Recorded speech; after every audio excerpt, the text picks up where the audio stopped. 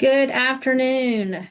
Welcome to all of our guests to our third installment of SRAB's webinar series, From Surviving to Thriving, Transforming Support for New Teachers. We want to remind you of a couple of things. There is a chat option at the bottom of your screen and a Q&A option. If you would like to make remarks or ask questions during the webinar, one of the SRAB hosts will be monitoring those for questions throughout the session. There's also going to be a Q&A at the end of the panelist discussion. We look forward to spending the next hour with you.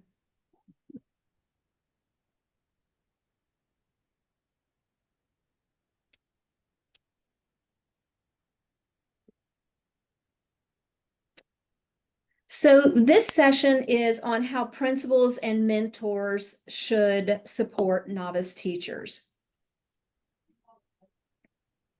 I am Debbie Robertson, and I'm a senior coach at SREB. I've been there for 10 years, and I am looking forward to spending the next hour with you guys. I've worked with some of our panelists before. I really look forward to them sharing their expertise with you on how to support new teachers and through mentorship and through leadership as a principal, a building principal. Debbie? My name is Debbie Barnett. I'm also a part of the this induction team, and I'm a leadership coach at SREB. I've always been here for 3 years, and I look forward to all of the insights we're going to gain from our panelists on teacher induction and mentoring today. Good afternoon, everyone. My name is LaTanya Bolden, and I'm a part, of course, of this teacher induction committee. And I'm an instructional coach with SREB and have been with SREB for a little over 4 years. So looking forward to the engaging discussion this afternoon. Right. We're going to let our panelists just take a brief moment and tell you about themselves. I will go ahead and say that Miss Green has had a school issue come up and she could not be with us, but Juliana Coleman is going to step in for her, and we appreciate Juliana doing that. But with that, Dr. Schultz, if you will introduce and just tell us a little bit about yourself. Hi, I'm Dr. Schultz. I currently am an assistant principal at Workman Middle in Escambia County, Florida. This is my 5th year in this role. Prior to that, I have worked as a START teacher. And as we get into questions, I'll tell you all more about that, but that's one of the mentorship programs that we have here in our county. Thank you. Juliana? Good afternoon. I'm Juliana Coleman. I live in Birmingham, Alabama. I'm a former assistant principal at Jefferson County Schools in the Birmingham area, and I look forward to this. I had a lot to do with induction and working with new teachers, so I hope I can share some things. Great. And Imani?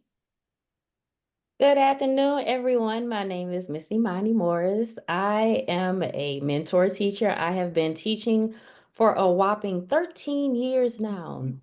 As a science educator, I teach physics, environmental science, you name it, I have taught it. I am so excited to share my experiences as a novice teacher and how it has made me who I am today. So I'm so excited to be here. Awesome. We are so glad to have you guys. So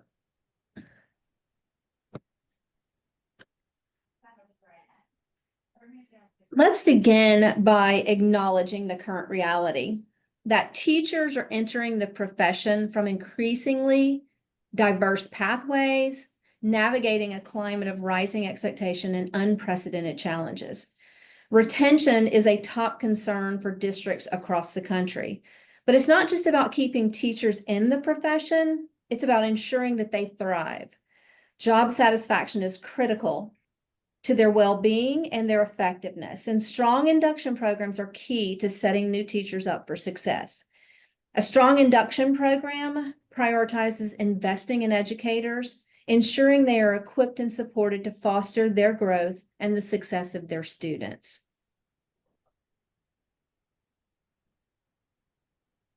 Induction is not simply an orientation, it is an investment in people. And why does induction matter? Well, when you look at this statistic here, half of new teachers will leave the profession within 5 years. 20% of teachers leave after the first year. So I want you to think about your school, how many teachers that would be leaving after the first year, within the first 5 years. And it's even more predominant in the South, where the vacancies in schools in the South make up almost 60% of all vacancies in the United States.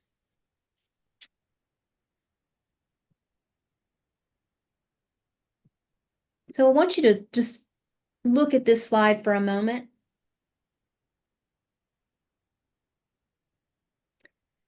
Recent research reminds us that a key factor in both teacher retention and effectiveness is job satisfaction, as you can see demonstrated here on the screen.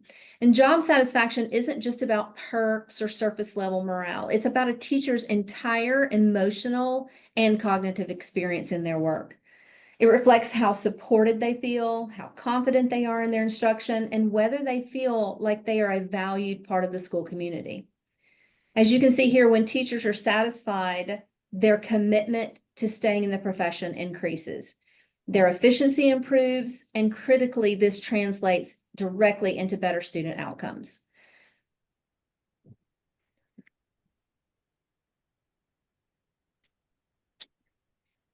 So we all know that if novice teachers don't get the support they need, they will leave. Look at this chart here. You can see that this is a teacher perception of preparation quality.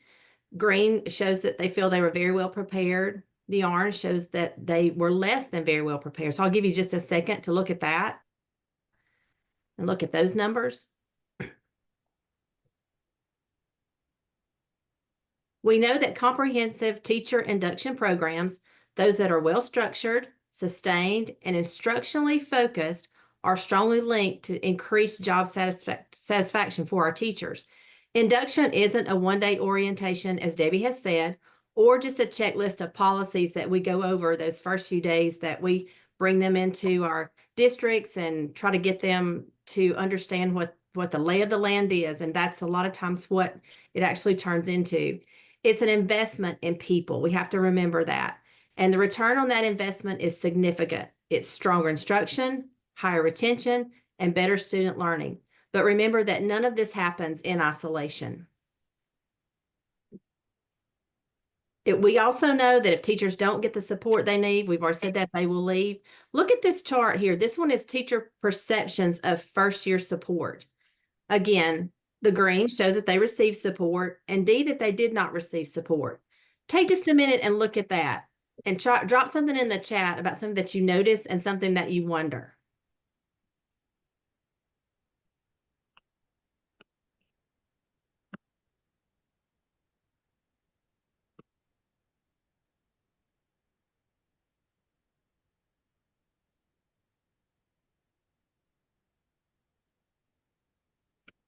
Okay, Michelle said that she feels that I think first-year teachers feel isolated. Mm-hmm. Mm. Okay, Lynette says being able to afford reduced teaching would be a challenge. Mm-hmm.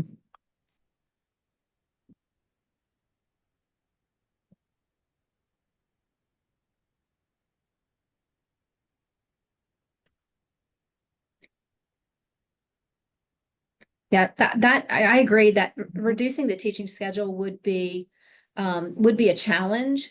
But again, I think about, if we think about the payoffs of having that if we could give our new teachers that time to collaborate with their mentor, just the benefits that and how supported they would feel. Yes, Joanna brings up a point. She said new teachers need extra help, and it seems they do not get it. Gail says, very interesting that the first-year teachers feel most supporting in communicating with the principal.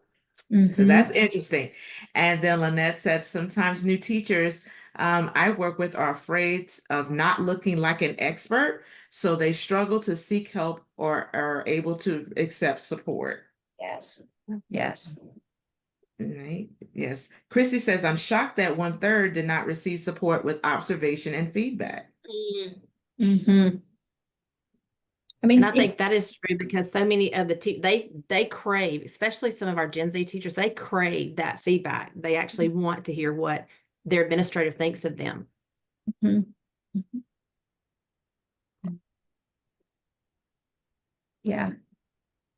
And I think we can all remember being in the classroom for the first time and just that sense of feeling overwhelmed, unless you had a support system in place that you were fully supported with teacher induction beyond orientation, beyond here's your keys, there's your room, go forth and you know and prosper. So Right. yeah. Right.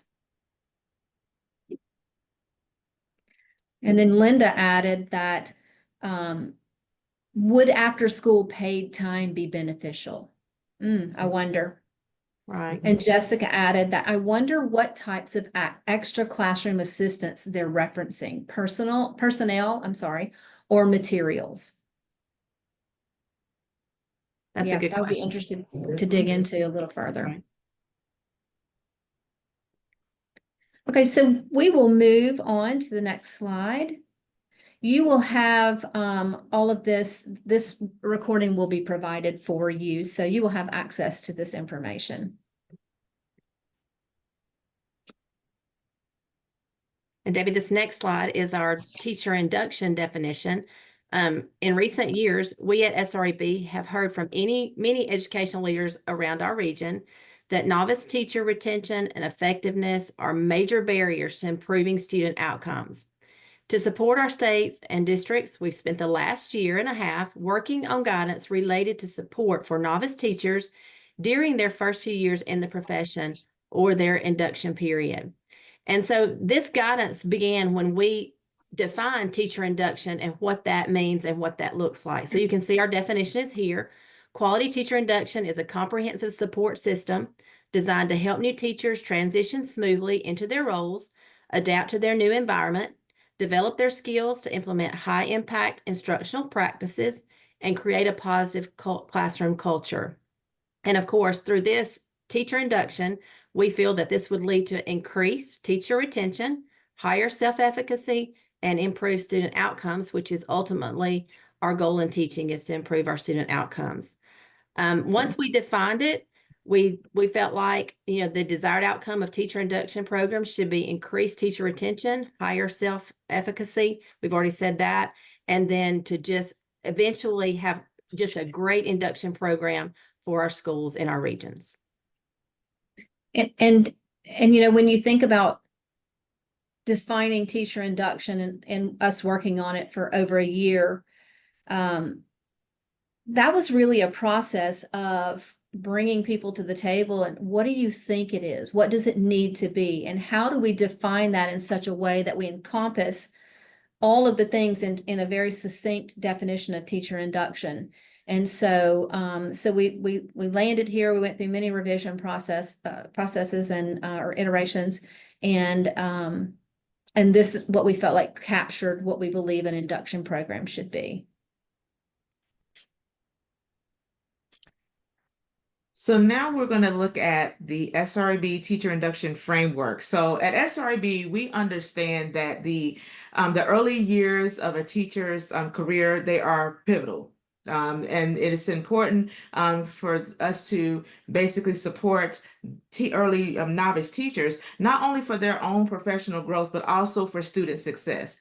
So that is why we developed the SREB teacher induction framework. So it is a tiered, multi-layered system of support to help foster teacher growth, increase job satisfaction, and of course, increase long-term retention. So now that when we talk about induction, as Debbie said earlier, that we're not talking about a one-day orientation, because a one-day orientation is what I had as a beginning teacher, right? So it was one day at the district, and they, you know, gave us a rundown of things and gave us our keys and said, you know, later on say good luck, right? So that's not what we're talking about here. We're not talking about that one-day orientation. We're not talking about that checklist of district policies. True induction is comprehensive. It's comprehensive induction. It is is a process that's well structured, that is sustainable, and also focused on instruction.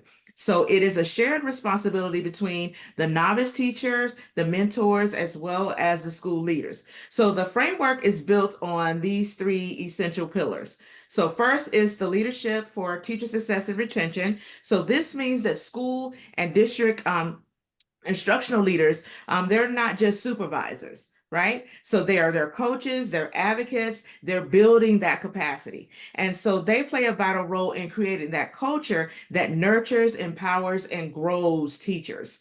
And then second, we have high quality mentoring. So we believe mentoring is both targeted and flexible, which is tailored to the unique needs of each teacher.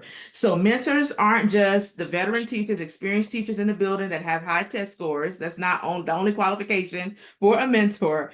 We believe that mentors are instructional allies who guide and support and model best practices throughout the year for the teachers, for the novice teacher. And then third, professional learning for positive teacher and student outcomes. So this involves sustained and strategic development, not just for novice teachers, but also for the mentors who support them, as well as the leaders. We know that rarely do mentors get the support that they need to actually be effective mentors.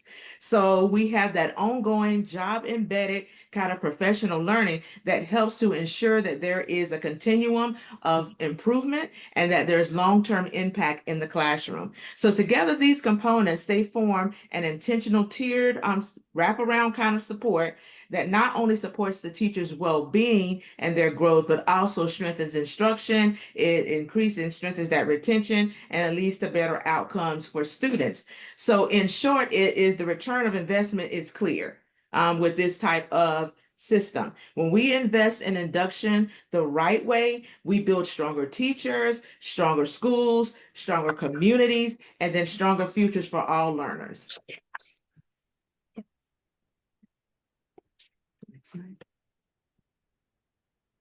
So look quickly at the framework. We'll take a quick look at core competency 1 in the framework, and that is the tiered support system for educators. So at its core, this competency represents the layered approach that fosters the professional growth of novice teachers, mentors, and school leaders. So there are 3 features to that. First of all, we understand that we have a differentiated approach to the help that we provide. So it's not a one size fits all. Every teacher brings their own perspective, their own experiences, their own different needs, as well as their different classroom contexts. So this system allows us to have that differentiated support so that we can tailor it to the teacher's needs. Second, we have layers of mentorship. So that means that new teachers receive sustained coaching, that direct coaching from trained mentors, and that's not just an occasional check-in. That is sustainable contact with the novice teacher. So it's not just, okay, how you doing? And then let's move on. It is that sustained contact.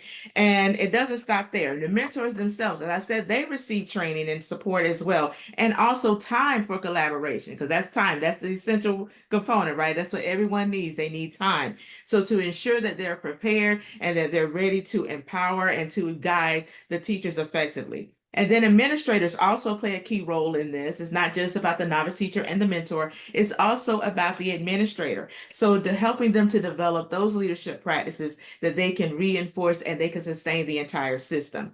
And then third, we look at progression over time. So the kind of support that a first-year teacher needs is not the kind of support that maybe they will need in the 3rd or 4th or 5th year, right? So in the first year, we know that teachers may need that intensified support, that hands-on coaching, that modeling, and then gradually they will shift to more professional growth and leadership opportunities for those teachers as they gain confidence and they gain that experience. So rather than viewing induction as a fixed kind of program, a static program, SREB's tiered support system is a dynamic kind of process. So it's responsive, it's sustained, and it's growth focused. So it basically honors where educators are in their journey and helps them move forward with purpose. Right. So today we really want to, when we think about that multi-layer support, we really want to focus today, and this is our area of expertise for our panelists, is this the core component, the second core component, which is leadership for teacher success and retention. And so you'll see here that according to our induction framework, that we know that effective administrators set the vision for what this induction program looks like. They establish the expectations. They ensure the infrastructure is in place to support both the novice teacher and their mentor. So to someone's point in the chat earlier, having that extra time, that dedicated, that uninterrupted time that teachers and mentors can meet together with the focus of mentoring. And then that includes policy and practice alignment, removing barriers to collaboration, prioritizing coaching and feedback. One of the areas where teachers said they felt least supported was in this idea of receive observation and feedback. And so prioritizing that so that teachers do feel supported and that they do have someone they can turn to where they feel like this is a safe place. I need help with this. And I have a person that I built a trusting relationship where I can share that with them and they can provide me assistance. And then recognizing the power of teacher voice and leadership. And so as leaders, you have the power to build the systems and the cultures that nurture teachers. From day one. And so we know that leadership not only entails these things on the screen, but it also means that your role in induction means that you are visible and you're accessible. You're monitoring the progress of the induction of the new teacher. You're providing meaningful feedback, fostering that environment of trust and reflection and those high expectations. It's not just about managing the program, it's about modeling the values of continuous improvement and instructional excellence.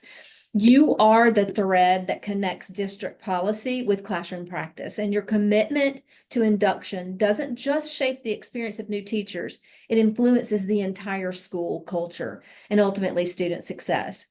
So the effectiveness of an induction program hinges on leadership at the district, school, and even classroom level, and that's where you come in.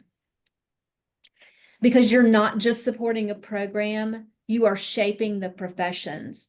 When new teachers feel seen, supported, and inspired by leadership, they stay. Because we know that lack of support is why teachers leave the profession. And so that's why we believe at SREB that this teacher induction process, it has to be a priority in districts in order to not only get our teachers to stay, but have them thrive in their classrooms. So today we're going to dig deeper into what an effective induction looks like and how to lead it with intention. We will hear real examples, share practical strategies, and invite you to reflect on what's working and what needs to evolve in your own context. Because at the end of the day, this is about people.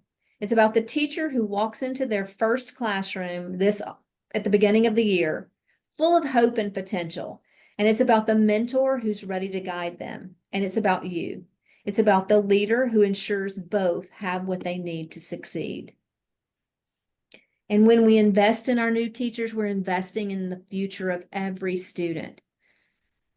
It is visionary leadership that turns that investment into tomorrow's success. So ultimately, if we can support our teachers and provide this strong educational system and with strong supported teachers in our schools and in our districts, then we know that ultimately the outcome is going to be student success. So with that, we will get started with our questions for our panelists. So the first question, and I'll ask Dr. Schultz to start, can you share your own experience with an induction program as a participant and or as a leader? Sure. So as far as induction goes, as a participant, I too was, day one orientation. Here you go. Here's all the stuff.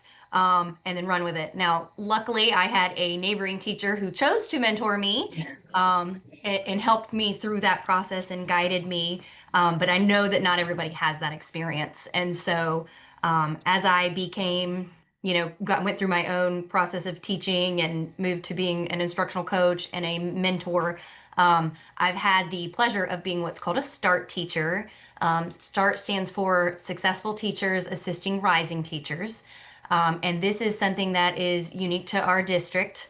And what we do basically is you go around to different schools and you are that mentor. You are that regular check-in, observation, feedback, support, whether it be lesson planning, classroom procedures, social emotional support. Because that's a big thing nowadays. They're exhausted, and so just being that person who they have that regular contact with. And so I was a START teacher as an assistant principal. I think it's huge that we support those START teachers as they come into our buildings and we build relationships with them along with our teachers. And we just have to see it as this whole collaborative process. Right. Thank you. Juliana, would you like to, or Ms. Morris, would you like to follow up on that? Yeah,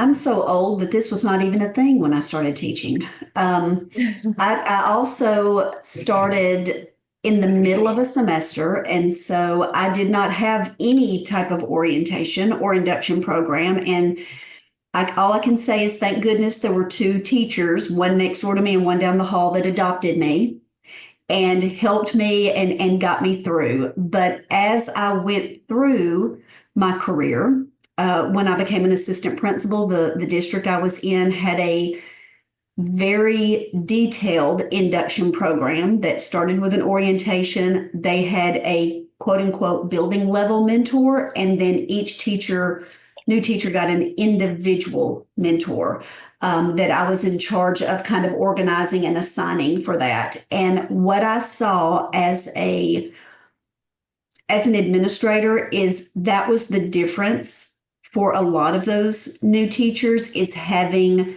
those different layers of help and support. So I was there. There was a building level mentor that was there for them. And then there was their one-on-one mentor that supported them, which was awesome. I moved to central office later on in my career, and I was able to be a part of the process of even at the district level now. So as a support specialist, I had new teachers that I helped support because I was also a science teacher. And so I was there for those teachers to help and build them up, and then work with the mentors, both building level and one-on-one mentors, to support those new teachers. And it truly did make a huge difference. Thank you. Ms. Morris, would you like to add to that? Yes, especially with my experience, just to give you guys a little backstory, I attribute everything that I've been able to accomplish in this profession to Dr. Latanya Bolden. I absolutely do. I started in education 13 years ago in a non-traditional pathway. So it was like a very short TAP program. You had like a summer experience where you did a summer school experience with the students, and then they just said, yeah, you're going to be hired with a certain district and we're going to put you right in the classroom and you're just going to have at it. And of course, as a first year teacher, that is daunting. Because anyone who comes into this profession, they are passionate about being great. They are passionate about having a lasting impact on the students that they serve. So me being me, of course, I was no exception to the rule. I was very nervous, and it's so interesting hearing this whole presentation and how leadership and mentorship really go hand in hand. And the idea of making sure that support is there so a teacher can be retained. Long story short, I went to the job fair. I met with the principal. We talked. She heard about my background. I have a bachelor's in meteorology. And she instantly was like, oh, I would love to connect you with our department chairperson. And so I was granted the interview. Um, got the position. Dr. Latanya Bolden was on the interview. And She was paired as my mentor. Like I said, my experience was so much smoother with her there. And, just her support day to day. She was right next door to me, so I was able to go in and vent whenever I wanted to. We would collaborate on instructional strategies. She built my confidence, my capacity, my self-efficacy to the point where I was more comfortable with you know, uh, pursuing certain leadership opportunities. So now I'm at a stage in my career where I serve as the department chairperson and I mentor other teachers and, um, uh, have a big portion or a big role in the instructional strategies that we give to our students in our honors courses. I've had opportunities to present in webinars and in other, it just, yeah. So mentorship is absolutely important. If I did not have her there, I would not be sitting here talking to you today. I can promise you that. So, yeah. I love that. Yes, Okay. that partnership, that intentional partnership matters. So this question we will ask Ms. Coleman first.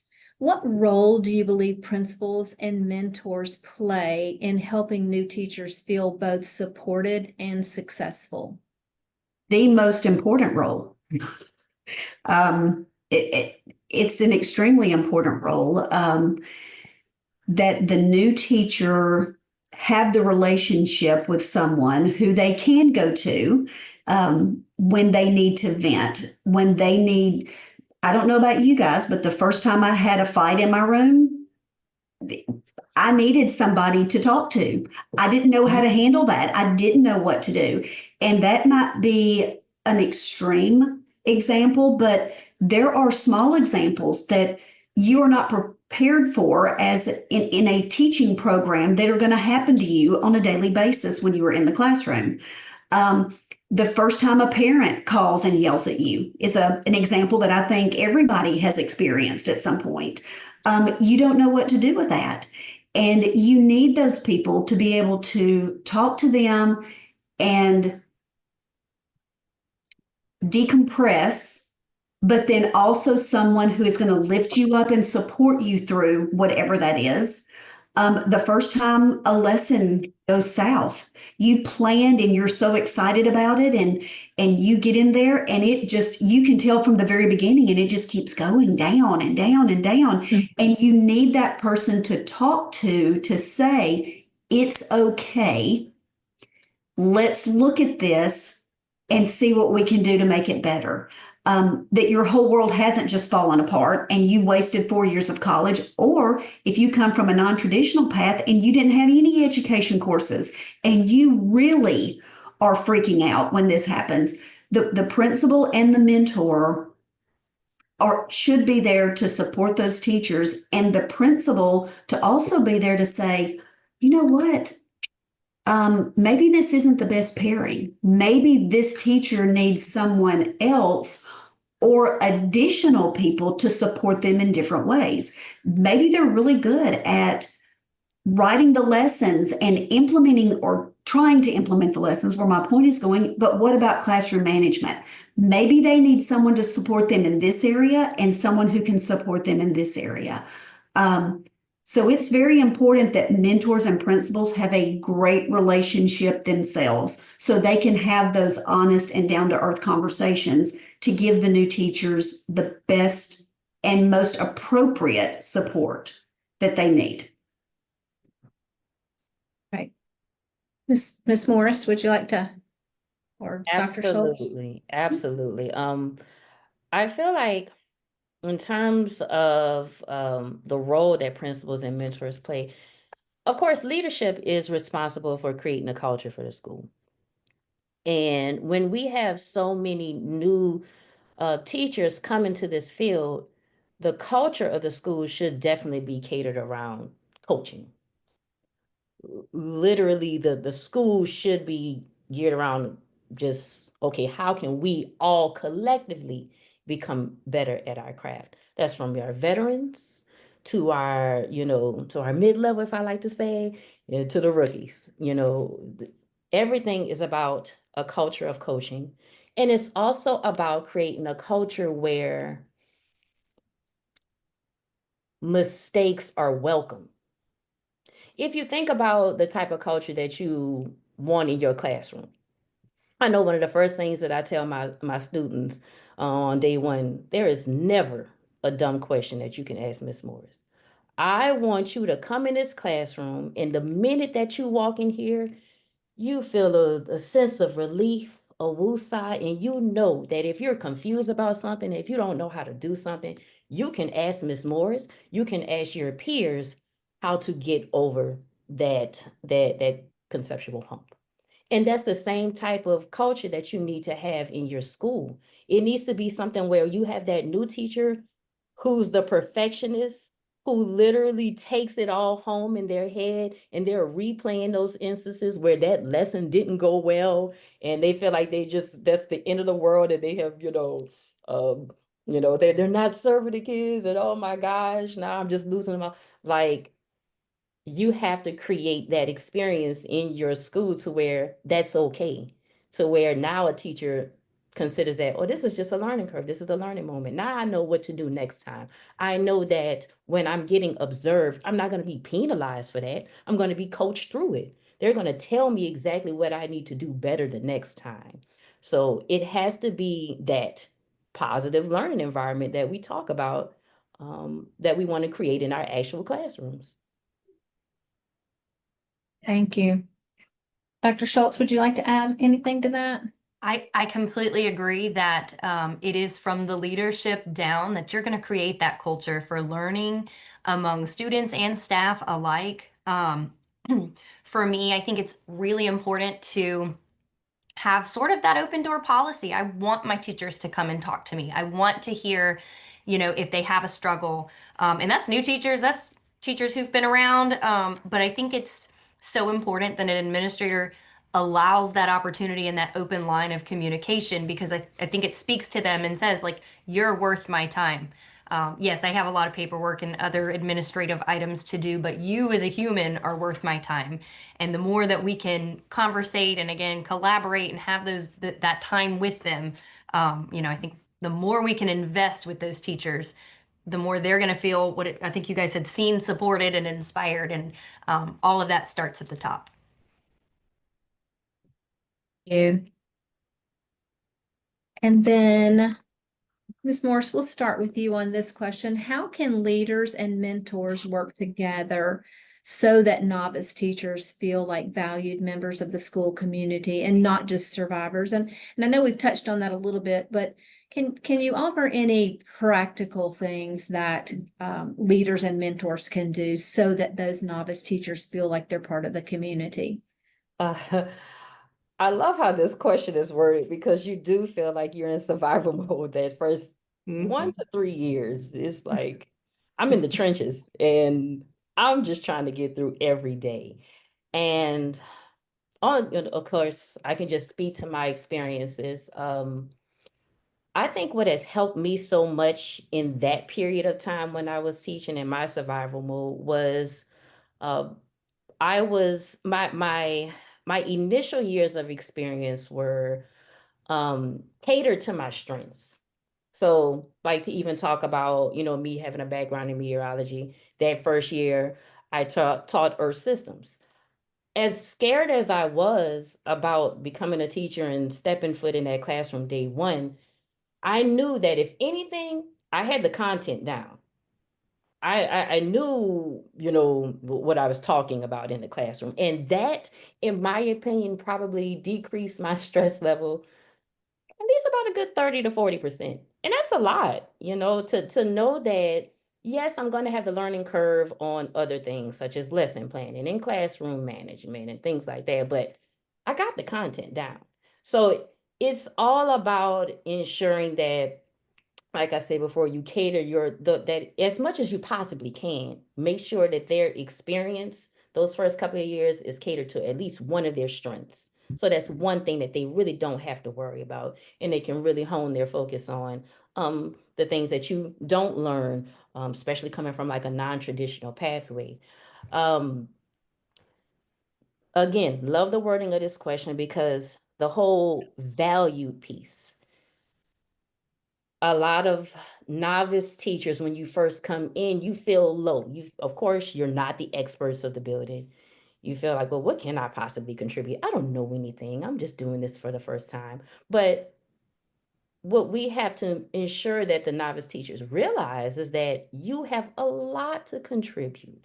You have a lot of different ideas that no vet would ever have figured that out, how to do a certain lesson. You have technology on your side now. You're probably way more well versed than someone who is 20, 30 years into the game. So I found it very empowering when my leaders put me in positions where I can showcase the things that I was doing right in my classroom. So instances where I was able to lead PD sessions on um, increasing student engagement. It's something that, to be totally honest, I've always been really good at building relationships with students, getting them to want to come to Miss Moore's class to learn about physics. You know, it's something that I don't know, it's just in me. And a lot of the leaders that I have worked with, they have seen that and they're like, yeah, you just got a knack for it. So can you teach some other teachers about some of the things that you do to create that positive learning environment? You know, as a new teacher, you're like, oh well, sure, I can. So now you're in a position where you do feel seen, your voice is heard, you are making a difference, you are contributing in some type of way. So I think that's one of the main ways that you can ensure that your starting teachers feel valued. We have a comment as well that says, you are so right. First 3 years is survival. As administrators, we need to make sure we're just as attentive in years 2 and 3, also not just year 1. And I do agree with that sentence as well. Absolutely. Mhm. Yeah. So, is there anything that Ms. Coleman or Dr. Schultz would like to add to that, or? I just wanted to say again, I 100% agree with Imani. Um, Making them feel valued and finding everybody has something positive. Everybody has something, and it may seem small to them, but yes, they feel like their first year, they don't know what they're doing, but they always have either energy or they build positive relationships, but always finding that thing that they do contribute and then celebrating that as much as you can while you're coaching through the rest of the challenges. Love it. Love it. Awesome. Thank you. We will move on to the next slide, the next set of questions. And Dr. Schultz, I'm going to ask you this question as well. From your experience, what unique challenges do novice teachers face, and how do these differ depending on whether they come from traditional versus the non-traditional preparation pathways? Sure. So I also came from a non-traditional preparation pathway, and I think that we're finding more and more of those types of people coming into the profession. I think that there are a ton of unique challenges. They're learning district systems, school-wide systems, classroom systems. They are humans. They are working with humans. These, children are human. And so it is just such a dynamic environment. And again, everybody has something that they're really great at. Everybody has something that they contribute, but there are also so many challenges for a first year teacher. They're experiencing if they did come from a traditional preparation program, they're experiencing kind of theory versus reality, and how do these two things mesh? And that's kind of the same for a non-traditional teacher too, because their theory is based on their experiences as a student or in a learning environment. And so it's really combining of how do I balance what I thought was going to happen versus what is happening in the classroom. I don't know if any of you guys have seen the new teacher roller coaster graph where it talks about the time of the year. At the beginning, they're high, they're excited. September, October, we're coming into that point of the year where that disillusionment is going to completely dip. But they don't know yet. And so I think it's really important that we communicate with them that, hey, it does come back up. they can't see the end of the year and see the whole process.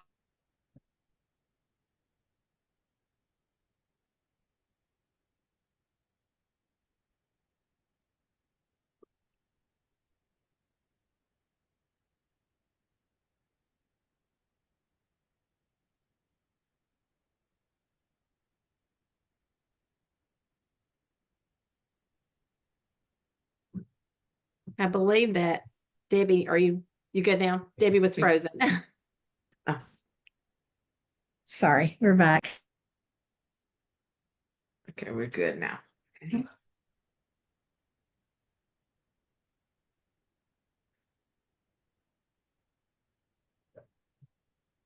Okay, so we'll go ahead to the second question. Ms. Morris, we'll ask you this one. What are some early signs that a new teacher might need additional support, and how can school leaders or mentors respond proactively? Okay, I was trying to unmute myself. It can always be communicated in their face. And to go back to what was just said, realizing what stage you are in that roller coaster. It shouldn't be something where you're just looking for the signs. You should already know where they're at on their trip in that roller coaster, because it happens to everyone. Just like she said, the beginning of the year, oh, you're so excited. I want to do this, that, and the other. And at the beginning of the year, like I always like to say, that's when the children show their representatives. Oh, they're just so nice. And so, so well behaved, and everything is all good. Good old August. It's always a great month. And then September, that representatives just starts to fade away, and you start to see their real personalities. And then you have to, start to, wear the different hats that you have as a teacher, counselor, nurse, instructional leader, so on and so forth. So I would say you don't look for the early signs. You just know when it's really time to hone in on your support.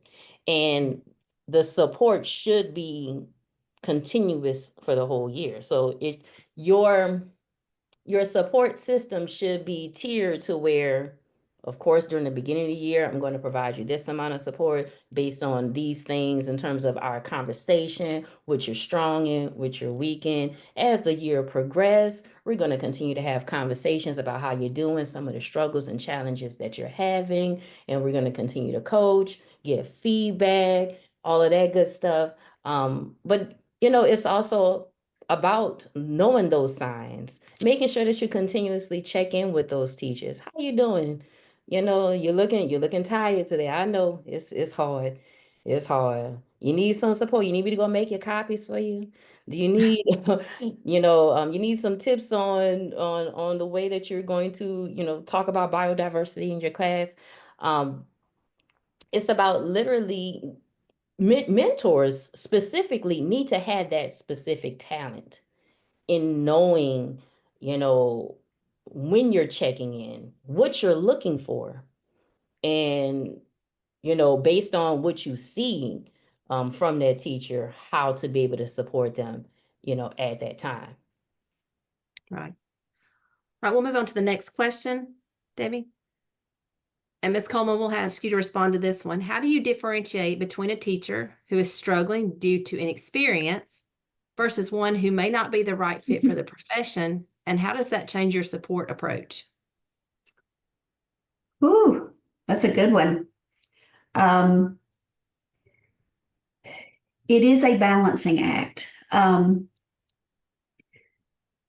Sometimes it is very obvious what is going on, and it kind of connects to that second question, or the question before, is how does the new teacher handle the dip? Do they completely disengage, as in all of a sudden they stop coming to work? All of a sudden there's a lot of sick days being taken? Is it how they respond to feedback? That is one thing that is a big telltale sign for me, is they just don't ever come for the feedback. That is something that happens. Or they become very defensive.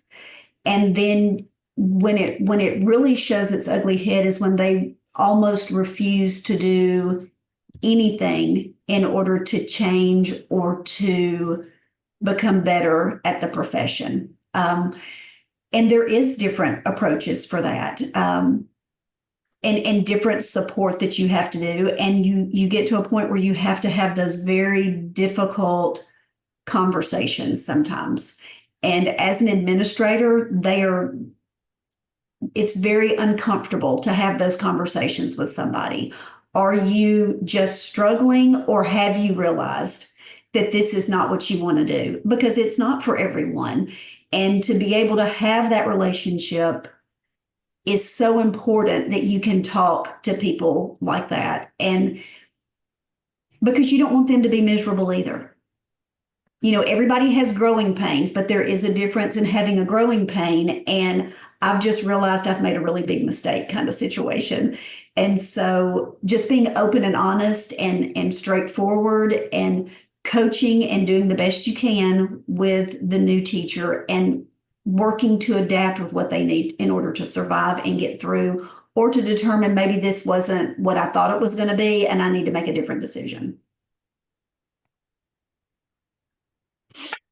Right. Thank you. Dr. Schultz, have you experienced that? Have you had that experience before? He hit the nail on the head. The receptivity to feedback is truly the marker, because the ones who want to be here and who truly this is for them, they're like, okay, I got it. Even if they're like, I have no idea how I'm going to do that. That's okay, because you're still willing to do it.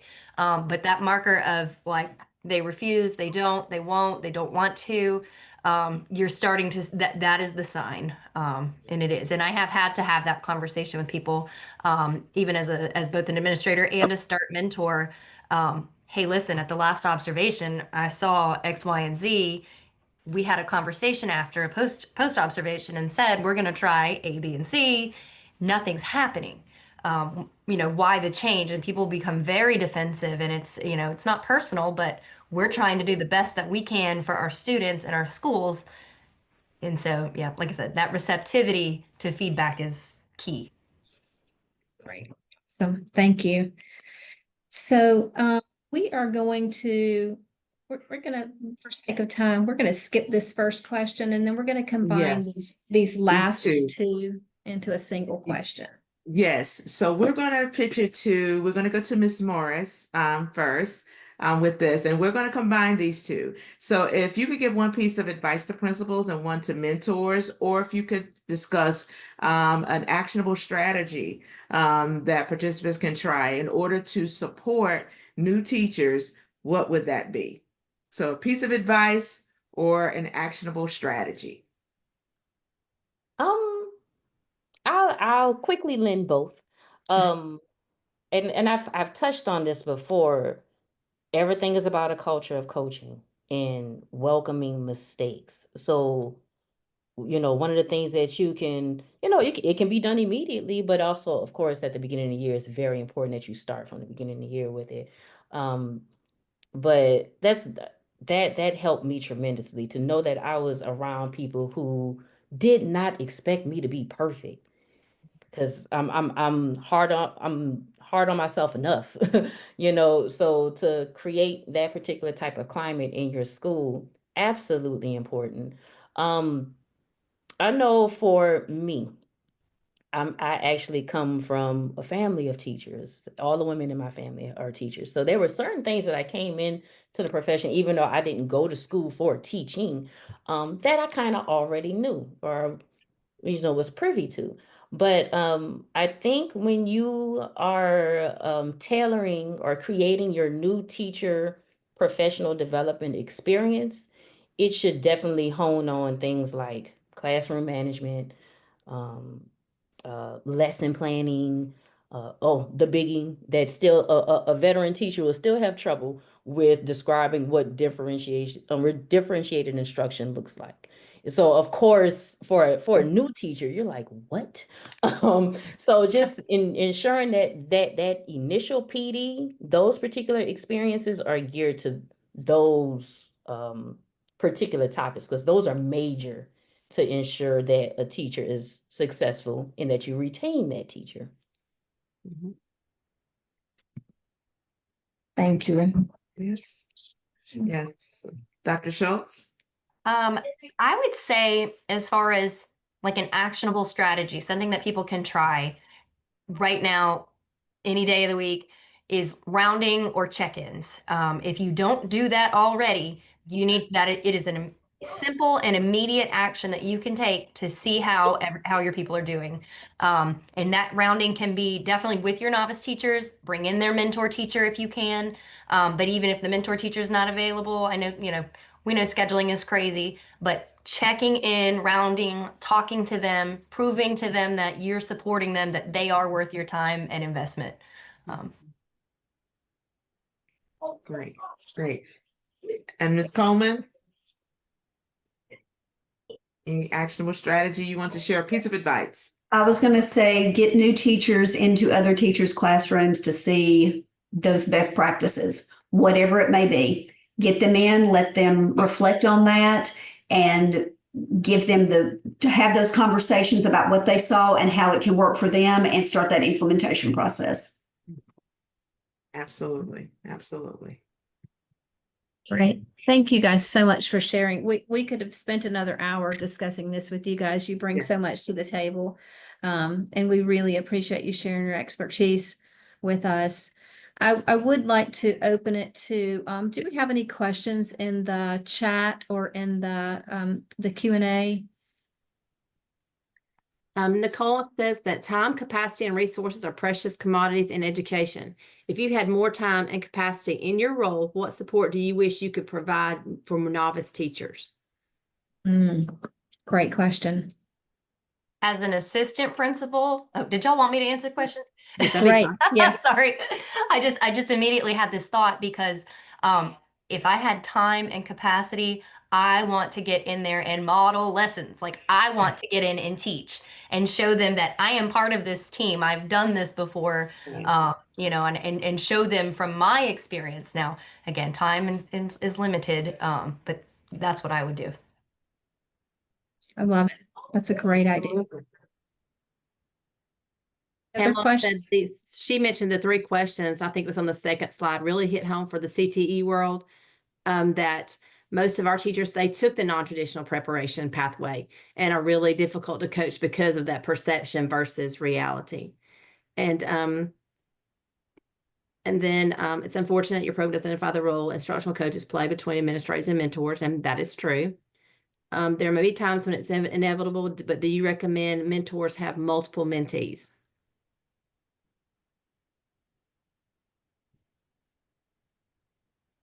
Great, thank you. And when we look at our induction framework for SRB's induction framework, and there are links to it at the end of this slideshow, we do break down the difference between coaching and mentoring, because those are, we spent a lot of time talking about the differences between those, the different roles and the different relationships between mentors and instructional coaching. But thank you for that input. And then, so just to remind you that our next webinar is on October 2nd, same time as this. And that's on educator preparation leaders, how they can support induction. And then for those of you that are interested in joining us in Nashville this year for our national conference, we would love to have you there. We'd love to see some induction sessions. And then here are the resource links. And again, you will have access to this PowerPoint. I apologize if I go back. Here are links to all of our resources. And then if you would like to know more about induction, Amanda Merritt and Megan Boren are the chairs of this committee. doing this work for SREB. So there are there's their contact information. And I really want to thank you guys for being here today. I appreciate so much the expertise that our panelists brought to the table. And I will do one last check of the chat. And Cammie just asked, is it possible to gain access to the previous seminars? And Beth Day up above, she's posted that website where all of the webinars will be posted. Great. Thank you. Thank you guys so much. And you guys have a great rest of your week and a great weekend. And we appreciate you being with us. Thank you.